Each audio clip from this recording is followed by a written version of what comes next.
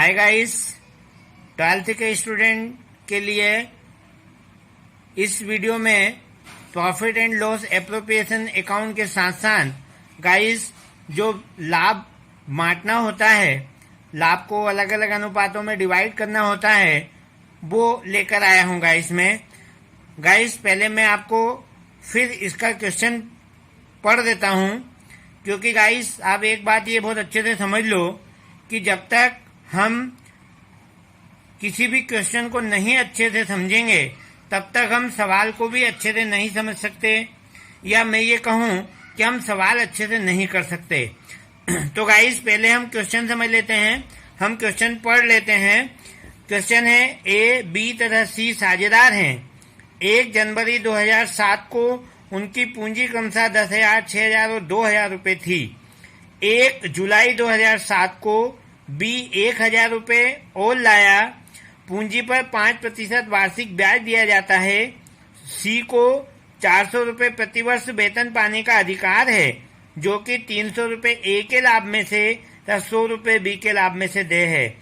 Guys इस point को आप अंडरलाइन कर लीजिएगा। सी जो है 400 रुपये प्रतिवर्ष वेतन पाने का अधिकारी है, किंतु वो वेतन उसको ए जो है वो 300 रुपये देता है अपने लाभ में से, और जो बी है वो 100 रुपये देता है अपने लाभ में से। पूंजी पर 5% वार्षिक ब्याज काटने के बाद लाभ के प्रथम 2,000 रुपये ए, बी तथा सी में 5-4-1 के अनुपात में बांटना है। अगले 2,000 रुपये 9-8-3 के अनुपात में बांटना है तथा शेष 8-7-5 के अनुपात में बांटे जाएंगे। ब्याज काटने के पूर्व 31 दिसंबर 2007 को समाप्त होने वाले वर्ष का लाभ 6,125 रुपये था। साझेदारों के बीच बंटवारा दिखाते हुए एक विवरण तैयार कीजिए। गाइस बहुत अच्छा सवाल है हमारे 12th के विद्यार्थियों के लिए। गाइस हम profit and loss appropriation account बनाते हैं, जिससे कि हमारा पहले शुद्ध लाभ ज्ञात हो जाता है। गाइस देखिएगा, गाइस एक छोटी सी बात बताना चाहूंगा कि जब भी आप क्वेश्चन पढ़ें और क्वेश्चन पढ़ने के बाद आपको सवाल करना हो, तो गाइस हम चूंकि आप यहाँ देख रहे हैं मेरे इसमें सवाल में मैंने आपको 4 कॉलम बना रखे हैं, पार्टिकुलर अमाउंट। तो गाइस आप बीच में पन्ने को मोड़ लें, अर्थात बराबर हिस्से कर लें। और गाइस जो ये बीच वाली लाइन आप देख रहे हैं गाइस, इसको हल्की सी आप डार्क कर दें, ताकि वो जो हिस्सा है डेबिट और क्रेडिट का वो आपको अच्छे से दिखे, समझ में आए। गाइस देखिएगा, क्वेश्चन के अकॉर्डिंग हम चलते हैं। सबसे पहले हमने लिखा बाय बैलेंस बीडी 6,125। गाइस आप बहुत अच्छे से जानते हैं क्वेश्चन में हमारे वर्ष का लाभ दे रखा था 6,125 रुपये, इसलिए हमने उसको क्रेडिट में लिखा। गाइस एक बार पुनः बता दूं, यदि क्वेश्चन में हमें हानि दी होती तो हम उसको डेबिट में लिखते टू बैलेंस बीडी के नाम से। चूंकि हमें क्वेश्चन में प्रॉफिट दिया है, लाभ दिया है गाइस, इसलिए हमने 6,125 रुपये क्रेडिट में लिखा। अब हमें पूंजी पर ब्याज देना है, इंटरेस्ट ऑन कैपिटल। ए जो है आपने क्वेश्चन में देखा है, ए जो है उसकी पूंजी 10,000 रुपये थी, तो 10,000 का गाइस 5% हमने ब्याज निकाला तो 500 रुपये आता है। गाइस आप देखेंगे बी जो है, बी की पूंजी क्वेश्चन में 6,000 रुपये दे रखी है, तो 6,000 रुपये का गाइस 5% आपको निकालना है, तो 6,000 का 5% होता है 300 रुपये। और गाइस जो बी है वो 1 जुलाई 2007 को 1,000 रुपये और लेकर आता है, यानी कि 1,000 रुपये वो अतिरिक्त लेकर आता है। तो गाइस उस 1,000 रुपये पर आप ध्यान दीजिएगा, 5% हम निकालेंगे 50 रुपये आएगा, लेकिन वो चूंकि 1 जुलाई को लेकर आया है इसलिए उसका 6 माह का ब्याज निकलेगा। तो गाइस आप देख रहे हैं 25 रुपये आता है 6 माह का ब्याज। इस तरह से उसका ब्याज हो जाता है 325 रुपये। गाइस आगे हमने देखा गाइस जो सी है, सी की पूंजी 2,000 है, तो 2,000 का 5% हमने ब्याज निकाला, 100 रुपये आता है। गाइस इस तरह से 925 रुपये हमारा पूंजी पर ब्याज हुआ। अब आप देखिएगा क्रेडिट साइड में 6,125 रुपये टोटल है, डेबिट साइड में आपको 925 रुपये खर्चे के रूप में है, तो गाइस आपका नेट प्रॉफिट आता है 5,200 रुपये।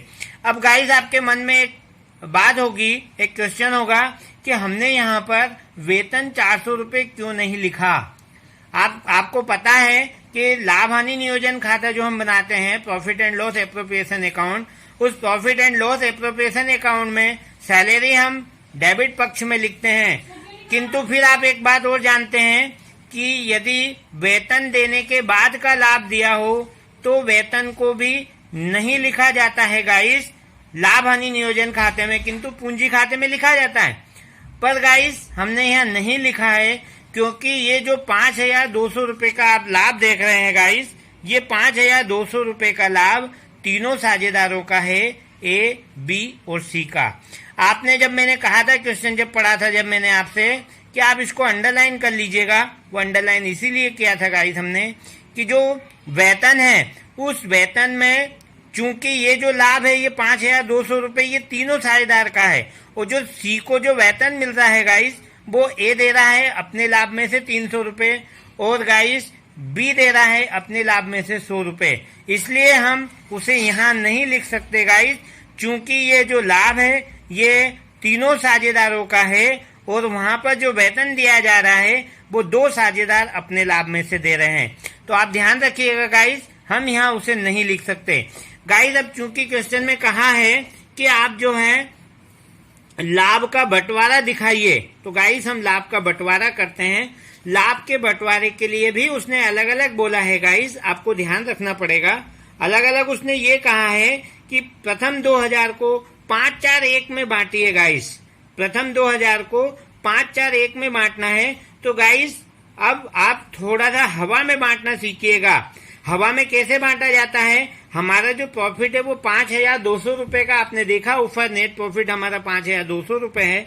उस 5,200 में से गाइस फर्स्ट 2,000 का जो प्रॉफिट है उसे 5-4-1 में बांटिए। तो गाइस आप जोड़िएगा 5, 4, 9 और 1, 10। 2,000 में आप 10 का भाग लगाइए गाइस, 200 आता है। 200 में आप 5 का गुणा करिए तो एक को आएगा 1,000 रुपये गाइस। वही 2,000 में हमने 10 का भाग लगाया गाइस, 200 आया। 200 में 4 का मल्टीप्लाई किया तो 800 आया। ऐसे ही गाइस जो 200 है उसका 1 में गुणा करेंगे हम, सी का जो अनुपात है उसमें तो 200 आएगा। इस तरह से गाइस जो फर्स्ट 2,000 रुपये है वो हमने बांटे 5-4-1 में। गाइस मैं हवा में बांटने की इसलिए कह रहा हूँ क्योंकि उससे समय और श्रम दोनों की बचत होती है। तो ए को 1,000 आया, बी को 800 आया, सी को 200 आया। गाइस उसने कहा नेक्स्ट अगले 2,000 को 9, 8, 3 में बांटना है। गाइस इसको भी हवा में बांटिएगा। हवा में कैसे बांटेंगे गाइस, 9 और 8 17 होते हैं, 17 और 3 20 होते हैं गाइस। अब आपने 2,000 में 20 का भाग लगाया गाइस। गाइस एक बार मैं लगा के बता देता हूं निकाल के आपको। 2,000 रुपये 2,000 में आपका जो अनुपात है वो 9 है। 9 में आपने 20 का डिवाइड किया, ये ए का है गाइस। तो आप देखिएगा यहाँ ये 0 से 0 गया, 2 से आपका जो है ये गया, तो ये एक बार अब आपका जो है 1, 0, 0। 100 में आपने 9 का मल्टीप्लाई किया तो गाइस 900 आता है। अब आप उसमें 8 का गुणा करिएगा, 800 आएगा। 3 का गुणा करिएगा, 300 आएगा गाइस। अब गाइस वो बोलता है बैलेंस जो शेष बचे 1,200 वो 8, 7, 5 के अनुपात में बांटिए। गाइस इसे भी आप हवा में बांट सकते हैं। 8, 7, 15 और 5 20 होता है। 1,200 में आप 20 का भाग लगाएंगे गाइस तो आपका 0 से 0 चला जाएगा, 60 आएगा। 60 में आपका 8 का गुणा करना है तो 48 रुपये, 480। 7 का करना है 420 और फिर 5 का करना है तो 300 रुपये।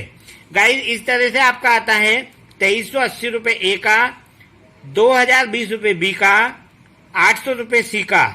अब गाइस अपन सैलरी की बात कर लेते हैं। तो ए जो है वो अपने लाभ में से 300 दे रहा है और बी जो है अपने लाभ में से 100 दे रहा है। तो गाइस 2,380 में से 300 हमने माइनस किए तो 2,080 आया।